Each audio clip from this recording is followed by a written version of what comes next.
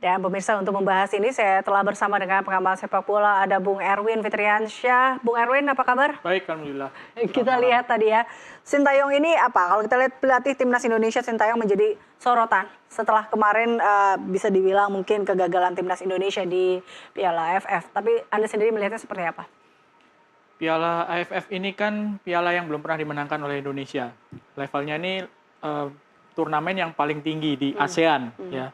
Setelah itu ada SEA Games dan Indonesia baru 6 kali hanya menjadi runner up, ya. Sehingga apapun hasil yang diraih gitu, kalau belum juara itu pasti ada keinginan-keinginan ya. Nah ini karena Indonesia lolos dari grup aja nggak mampu, sehingga menjadi sorotan Coach Sintayong ini kinerjanya. Padahal kalau kita mau lihat secara keseluruhan, tim yang diturunkan ini adalah tim U22. Tujuannya adalah untuk mempersiapkan tim ke kualifikasi Piala Asia U23 tahun depan. Untuk ke SEA Games 2025. Usianya ini usia yang masuk untuk dua ajang itu.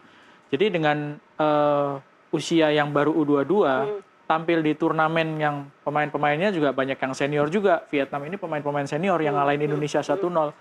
Laos, Myanmar, Filipina itu juga ada pemain-pemain mudanya, tapi juga dimix sama pemain yang lebih senior gitu. Jadi memang ada tantangan yang nggak mudah dihadapi oleh tim ini, ya.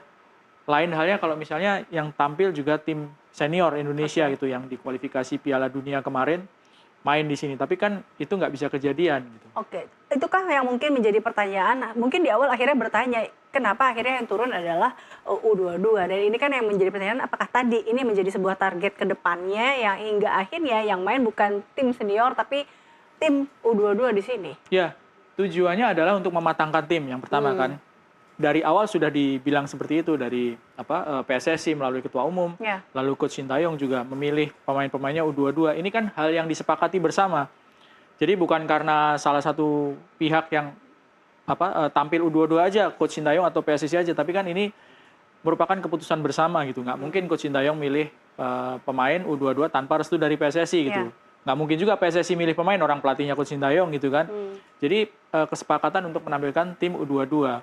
Mungkin yang menjadi bukan kontroversi, menjadi perbincangan sekarang adalah kenapa kok nggak juara gitu ya? Kenapa kok menampilkan tim ini gitu? Jadi ada baiknya memang, idealnya memang harus diingat lagi bahwa tujuannya tampil di turnamen ini adalah untuk pematangan tim, untuk mencari kerangka tim gitu. Hanya saja memang menjadi perdebatan karena Indonesia belum pernah juara di ajang ini. Kecuali ya kalau misalnya seperti Thailand sudah berkali-kali juara, Malaysia, Vietnam, Singapura, Thailand itu udah pernah juara semua untuk di AFF. Indonesia aja yang belum pernah. Kalau misalnya Indonesia sudah pernah juara di ajang ini terus tampil dengan U22, saya pikir pro kontra perdebatannya nggak akan dahsyat sekarang sih. Artinya kalau kemarin menang lain cerita yang akan keluar seperti itu. Tapi kan kalau kita catatan Anda sendiri, kalau kita lihat di sini ini dilihat bahwa timnas Indonesia kemarin hanya menang 1 kali melawan Myanmar. Lalu kemudian nasib yang berakhir sedikit menyakitkan ketika kita harus kalah terakhir di Filipina. Catatan Anda sendiri dari permainan kemarin anak asuh STY sendiri seperti apa sebenarnya? Apa yang sebenarnya membuat akhirnya anak-anak ini gagal? Apakah mental yang belum cukup atau seperti apa? Secara hasil memang dari 4 kali main, kalau yang dilihat hasilnya ya, dari 4 kali main menangnya hanya sekali lawan Myanmar, 1-0 di kandang lawan. Main di kandang sendiri di Solo itu ditahan imbang Laos 3-3. Terakhir pertandingan lawan Filipina kalah 0-1. Waktu main di Vietnam kalah 0-1. Ini pertandingan ketiga ya. Jadi kalau dari hasil memang hanya bisa menang sekali, 2 kali seri, 1 kali kalah dan gagal. Dan 2 kali serinya itu di kandang, 2 kali gagal poin penuh itu di kandang sendiri gitu. Benar. Sehingga jadi kelihatan sekali bahwa wah ini kok nggak meyakinkan, itu ini kok nggak memuaskan hasilnya itu. Tapi secara permainan kalau menurut saya setelah menang lawan Myanmar lalu ditahan Laos, itu memang agak mengecewakan ya. Karena menghadapi Laos, tim sekelas Laos itu ditahan imbang 3-3, main di Solo lagi kan. Nggak pernah ada sejarahnya, belum pernah ada sejarahnya Laos bisa mencetak 3 gol ke gawang Indonesia. Baru di tahun 2012 Piala AFF, Laos itu imbang 2-2. Tapi nggak pernah sampai bisa mencetak 3 gol gitu. Kalau imbang pernah tahun 2012. Nah, setelah lawan Laos, lawan Vietnam kalah itu. Tapi secara permainan, kalau saya sih menilainya Indonesia membaik, terutama dalam sisi pertahanan. kebobolan satu ya lawan Vietnam, main di Vietnam, tapi Vietnam itu yang main adalah pemain-pemain yang sangat matang. Ya. Waktu lawan Filipina, sebelum terjadi kartu merah, itu sebenarnya kalau menurut saya Indonesia punya peluang besar untuk menang gitu. Nggak cuma untuk seri aja, tapi untuk menang. Tapi kalau sudah terkena kartu merah ya itu game plan ataupun cara main ataupun tekanannya pasti akan sangat berbeda gitu.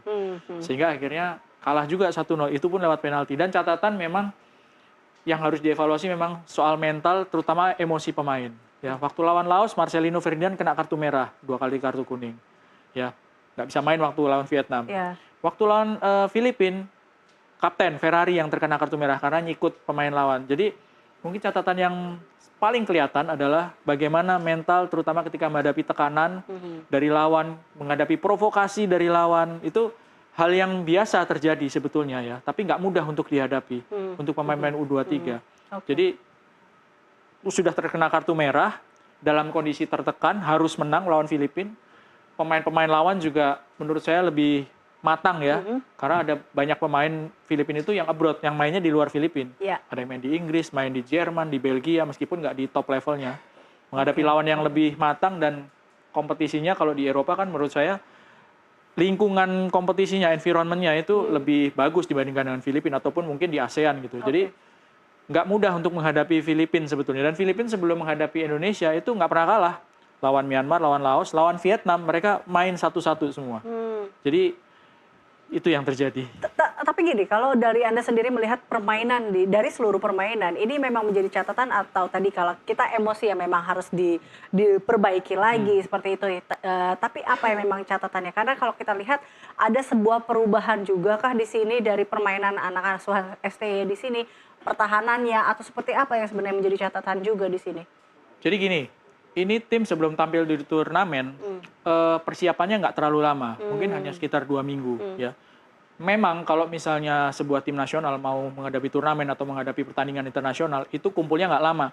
Tapi yang menjadi PR bagi seluruh tim, official, coach, manajemen adalah mereka ini sebelumnya juga nggak pernah jarang kumpul bareng gitu. Lain dengan tim nasional senior ya, mereka juga tersebar ke bermacam-macam klub gitu. Ada yang di Italia, ada yang di Indonesia, ada yang di Thailand.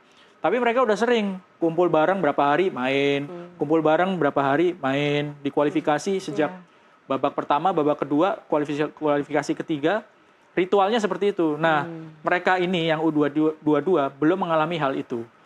Jadi memang kelihatan sekali bahwa tidak ada chemistry pada saat belum ya, sedang membangun chemistry.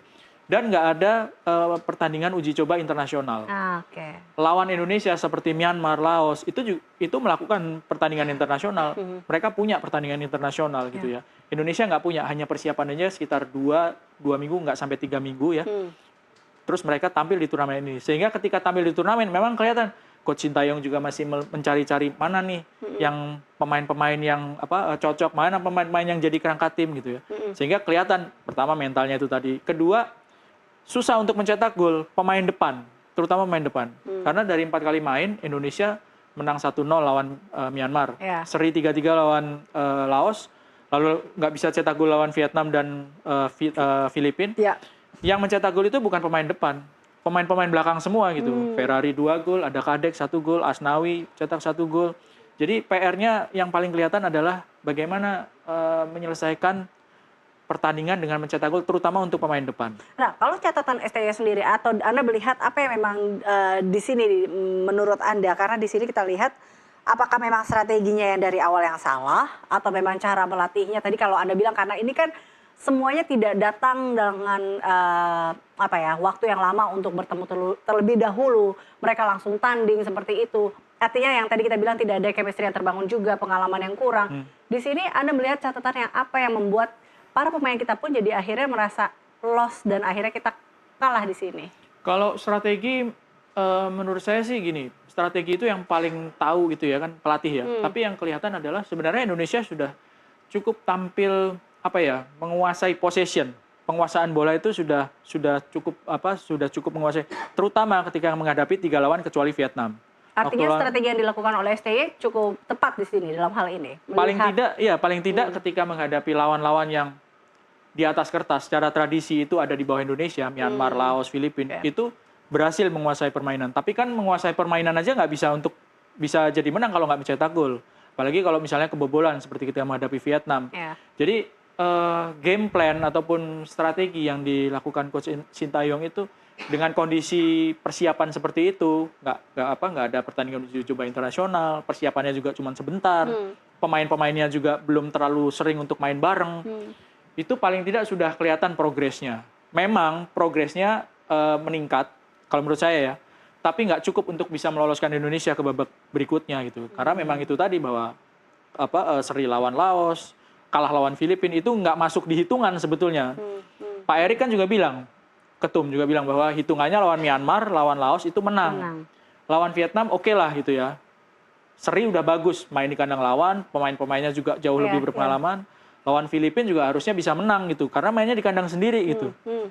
Dan ini tapi kemungkinan ya itu kemarin ya, atau Anda akhirnya tadi kita bahas di awal yang memang jadi pertanyaan, apakah ini karena memang yang diturunkan adalah U22 kemudian, atau mungkin Anda bisa menjelaskan juga kenapa akhirnya PSSI memutuskan atau Sintayong juga akhirnya memutuskan oke, kita pakai U22 karena kali ini kita untuk kedepannya ini akan lebih bagus juga buat U22 ini juga atau untuk timnas kita. Ya, ada beberapa faktor yang membuat akhirnya tim U22 ini yang dikirim. Yang pertama tadi sudah sempat kita bahas bahwa ini tim yang dipersiapkan untuk ke SEA Games 2025 yang mana Indonesia menjadi juara bertahan di medali emas.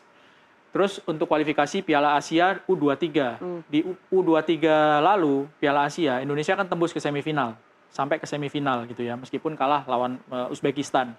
Nah, faktor yang juga membuat tim U22 ini yang dipilih adalah nggak mudah untuk memanggil pemain-pemain senior untuk main di turnamen ini karena kompetisinya sedang berjalan. Kompetisi liga sedang berjalan. Klub itu juga nggak mudah untuk melepas karena kan yang bayar pemain kan klub. Mereka sedang berkompetisi untuk memperebutkan gelar juara, ya. Belum yang di luar, belum pemain-pemain abroad. Itu jelas sangat sulit karena ini bukan agenda FIFA. Turnamen ini bukan agenda FIFA dan itu yang membuat faktor kesulitan bagi PSSI Coach Sintayong untuk menarik pulang pemain-pemain yang lebih senior. Karena yang U22 ini relatif lebih gampang karena mungkin ya kebanyakan dari mereka adalah pemain-pemain cadangan atau bukan starter di klub masing-masing. Ya. Seperti di awal kita katakan Bung Erwin bahwa setelah event kemarin, AFF kemarin dan Indonesia akhirnya tersingkir, ini kan kemudian yang jadi sorotan adalah Coach Sintayong. Kemudian bagaimana kemudian nasib Sintayong ke depannya. Nah, Anda sendiri melihatnya seperti apa? Ada yang bilang jangan diganti dulu, tapi harus dilanjutkan karena masih ada PR lain yang harus dilakukan oleh Sintayong. Kalau Anda melihatnya seperti apa, Bung Erwin? Ya, yang pertama adalah kalau kita lihat AFF ini menjadi bahan evaluasi gitu ya. Karena setiap pelatih tim nasional sepak bola dimanapun, di negara manapun di dunia ini, itu memang harus selalu dievaluasi gitu. Kursinya akan selalu panas. Sepak bola olahraga populer gitu ya. Terus namanya pelatih tim nasional yang harus selalu dievaluasi. Kalau nggak dievaluasi malah bahaya. Yang pertama, tapi evaluasinya harus proper dong. Iya kan? Indonesia tampil di AFF dengan U22, kesepakatan udah semua nih. Dan orang-orang sudah tahu dari sebelum turnamen, ini yang U22 loh yang main dengan alasan seperti ini gitu. Terlepas dari hasilnya seperti apa, ya sudah. Seperti itu hasilnya, ya tetap harus dievaluasi. Setelah turnamen, kalau mau di breakdown, nih pertandingan lawan Myanmar kenapa, lawan Laos siapa, kenapa, lawan Vietnam kenapa kalah, lawan Laos kenapa nggak bisa menang, lawan Filipina kenapa kok kalah. Ya itu memang harus dievaluasi. Siapa yang mengevaluasi? Ya PSSI, karena PSSI kan yang meng-hire, yang mengontrak Coach Sintayong. Coach Sintayong itu kan karyawannya PSSI, kan istilahnya seperti itu. Jadi memang harus dievaluasi, harus selalu dievaluasi. Masalahnya selama ini kan ada kesan bahwa Coach Sintayong itu ya memang banyak berhasilnya ya. Meloloskan ke Piala AFF U23, Piala AFC U23, sekarang masih di kualifikasi ketiga Piala Dunia. Kan agak jarang selama ini dievaluasi kan ya. Kalau dikritik kan banyak pendukungnya yang marah gitu ya. Tapi memang harus ini menjadi sebuah catatan ya juga buat Coach Sintayong bahwa memang harus selalu dievaluasi dan PSSI juga harus berani untuk mengevaluasi kan. Ya, ya, ya. Artinya bahwa harus ada catatan untuk lebih baik ke depannya, tidak hanya untuk Sintayong kepada skuadnya, tapi juga untuk timnas kita ke depannya. Seperti itu ya, Bung Erwin ya. Harusnya ya, memang seperti itu. Jadi ganti atau lanjut? Gini, ada dua pilihan kan. Oke. Kalau misalnya ganti, kita Indonesia itu masih harus menjalani kualifikasi Piala Dunia babak ketiga bulan Maret nanti. Ya, Coach Sintayong yang pegang dan memang ini goalsnya yang paling utama kan itu, kasta tertingginya kan di situ. Ya. Kalau misalnya ganti, siapa pelatihnya yang bergantinya? Apakah bisa dengan waktu 3 bulan ini meramu tim? Ya kan mereka nggak kumpul terus-terusan gitu, orang mereka main di klub masing-masing. Kalau misalnya tetap, ya ini tetap ada resikonya gitu. Ganti juga ada resikonya, kalau diganti apakah lebih bagus kan belum tentu. Belum tentu. Ya. Ya. Kalau misalnya tetap apakah lebih bagus? Ya kita harus mengawalnya supaya lebih bagus. Caranya dengan gimana? Ya dengan evaluasi setiap pertandingan, setiap turnamen gitu. Ya, ya. Misalnya nanti di kualifikasi ketiga setelah pertandingan pertama atau pertandingan kedua kan kita masih punya 4 pertandingan. Setelah pertandingan pertama, pertandingan kedua, pertandingan yang 2 ini kayak apa evaluasinya gitu. Cuma itu kan juga beresiko karena waktunya kan nggak lama gitu kan ya. Kalau misalnya diubah susunan manajemen ataupun kepelatihannya. Ini nanti akan berdampak panjang malah ke belakangnya seperti itu ya. Oke, Bu Erwin, terima kasih tentunya telah bergabung bersama kami. Sama-sama, terima kasih Dan juga. pemirsa, kasus Lassana Diarra di tahun 2015 silam membuat FIFA mengamandemen aturan transfer pemain. Kami akan hadirkan informasinya usai jeda.